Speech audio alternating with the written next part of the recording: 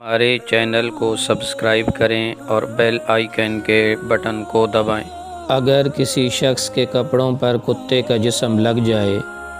تو دیکھا جائے گا کہ کتے کا جسم سوکھا ہوا تھا یا گیلا تھا۔ اگر کتے کا جسم سوکھا ہوا تھا تو کپڑا ناپاک نہیں ہوگا، اور اس کپڑے کو پہننے کی حالت میں وہ شخص جس چادر پر بیٹھے گا وہ چادر بھی ناپاک نہیں ہوگی۔ لیکن اگر کتے کا جسم اس کے لعاب یا پسینے سے گیلا تھا تو کپڑے پر لگنے سے کپڑا ناپاک ہو جائے گا۔ واضح رہے کہ راجح اور مفتابی قول کے مطابق کتا نجس العین نہیں ہے، البتہ اس کا گوشت، لعاب یعنی تھوک اور پسینہ ناپاک ہے۔ لہٰذا اگر کسی شخص کے کپڑوں پر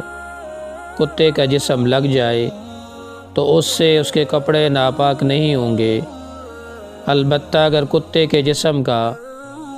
پسینہ یا اس کے منہ زبان سے لعاب نکل کر کپڑوں پر لگ جائے